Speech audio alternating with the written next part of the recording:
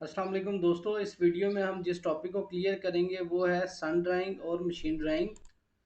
असल में होता यह है कि जो ही मुंजी आती है मार्केट में तो उसका मॉइस्चर अमूमन काफ़ी ज़्यादा होता है। तो उसके डी मॉइस्चराइज करने के लिए हम लोग मुख्तलिफ़ तरीके इस्तेमाल करते हैं। एक तरीका सन ड्राइंग का तरीका होता है। हम मुख्तलिफ़ तस्वीरों की मदद से सन ड्राइंग का तरीका मुकम्मल सीखेंगे। मूंजी को चाहे सन ड्राइंग की मदद से खुश्क किया जाए या मशीन ड्राइंग की मदद से या ड्रायर की मदद से खुश्क किया जाए, उसको चेक करने के लिए मॉइस्चर मीटर इस्तेमाल होता है। हम उसका इस्तेमाल भी देखेंगे। इसके अलावा ड्रायर पे किस तरह से मूंजी को सुखाया जाता है और ड्रायर पे सुखाना ज़्यादा बेहतर होता है या धूप में सुखाना ज़्यादा बेहतर होता है, ये हम सारा इस वीडियो में देखेंगे। चलिए दोस्तों, वीडियो के असल हिस्से की तरफ चलते हैं। तो जैसा मैंने आपको बताया कि धूप में मूंजी को सुखाने को सन ड्राइंग कहते हैं, जबकि मशीन पर या ड्रायर पर मूंजी को सुखाने को मशीन ड्राइंग या ड्रायर पर सुखाना कहते हैं। इसके लिए हम करते क्या हैं कि गीली मूंजी को हम एक मैदान में ले आते हैं। अगर वो मैदान लेवल्ड होगा तो ये बहुत ही बेहतर है, वरना कोशिश करें जो भी आप मैदान सेलेक्ट कर रहे हैं उसमें क्रैक्स ना पड़े हों और इसके अलावा वहाँ पे जड़ी बूटियाँ ना उगी हों, क्योंकि इससे आपकी मूंजी बहुत सारी ज़ाया हो जाएगी क्रैक्स में जाने की वजह से या उन जड़ी बूटियों में फंसने की वजह से, और उसको इकट्ठा करना भी काफ़ी मुश्किल होगा। जैसा कि इस तस्वीर में दिखाया गया है, कोशिश करें जहाँ पे आप मूंजी सुखाते हैं वो जगह बिल्कुल प्लेन हो। उससे आपकी मूंजी की भी बचत होगी और उसको सूखने में भी आसानी होगी। दोस्तों, हम मूंजी मैदान में लेके जाते हैं और उसको हम वहाँ पे डाल देते हैं। फिर उसके बाद हम उसकी इस तरह से क्यारियाँ बना देते हैं। इस तरह से मूंजी की हम लोग क्यारियाँ बना देते हैं ताकि उसको धूप जो है वो सही तरह से उस पर असर करे और दाने के अंदर तक धूप चली जाए। क्यारियाँ बनाने के लिए हम एक औजार का इस्तेमाल करते हैं जिसको पंजी भी कहते हैं। इस तस्वीर में आपको मूंजी सुखाते हुए पंजी का इस्तेमाल दिखाया गया है कि इसकी मदद से क्यारियाँ तैयार की जा सकती हैं ताकि धूप जो है वो प्रॉपर दाने को लग सके।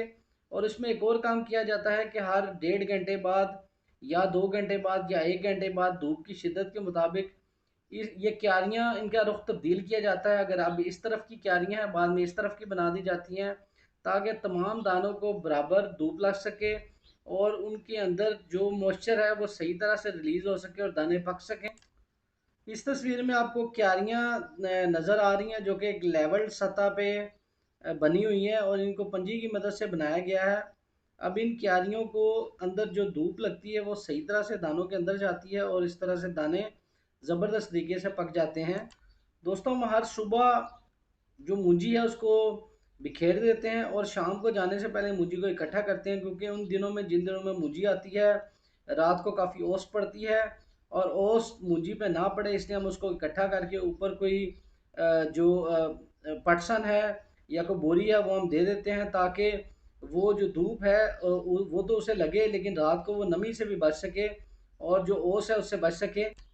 ये देखें, इस तस्वीर में दिखाया गया है कि रात के टाइम हम जाने से पहले इस तरह से उसकी डेरियां बना देते हैं और डेरियां बना के उनको हम लोग किसी बोरी से या इस तरह के जो बने हुए सांचे हैं उनसे हम कवर कर देते हैं।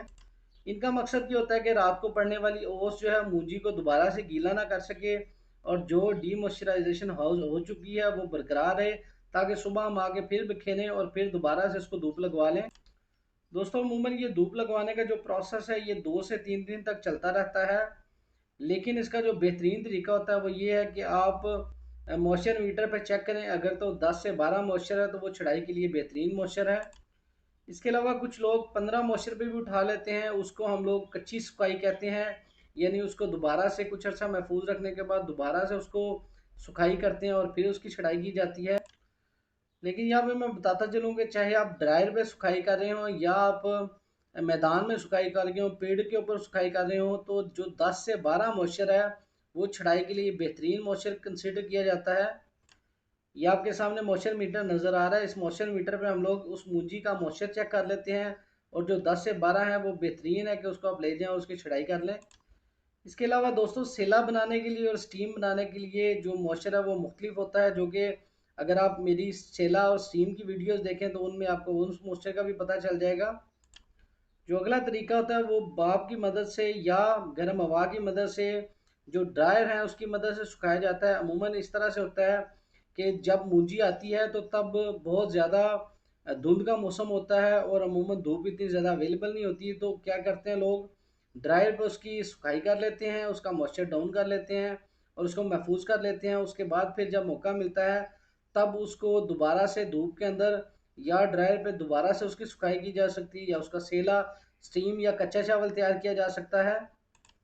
दोस्तों ड्रायर में एक भट्टी लगी होती है जिसके अंदर अमूमन जो तो होती हैं या जो हस्क होता है उसको जलाया जाता है।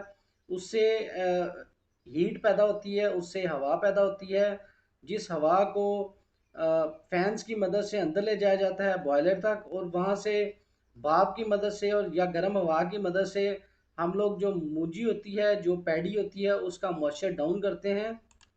अक्सर लोगों ने मुझसे ये भी पूछा है कि मूंजी किसे कहते हैं। मूंजी पैडी या धान उस छिलके वाली चीज़ को कहते हैं जिसके अंदर से चावल निकलता है।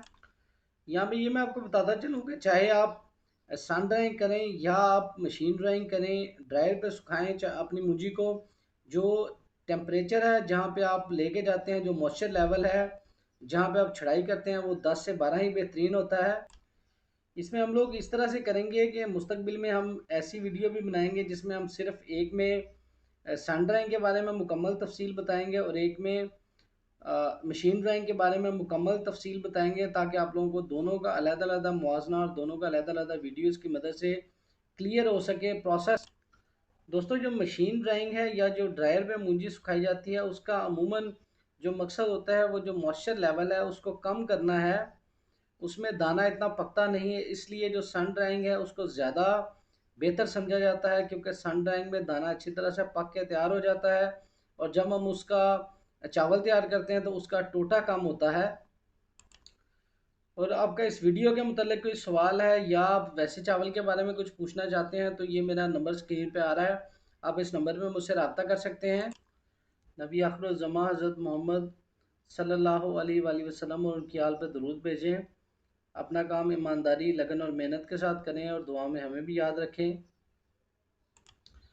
अगर आपका इस वीडियो के मुतालिक कोई क्वेश्चन है तो आप, ये मेरा नंबर आपको स्क्रीन पे नज़र आ रहा है, आप इस नंबर पे रब्ता कर सकते हैं। इसके अलावा आप कमेंट सेक्शन में कमेंट भी कर सकते हैं।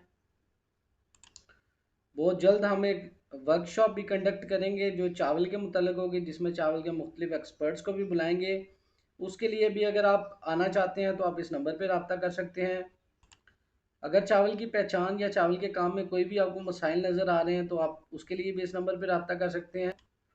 दोस्तों अपना और अपने गिरदो नवा के लोगों का ख्याल रखें। अल्लाह ताला आपके हामी नासिर हों।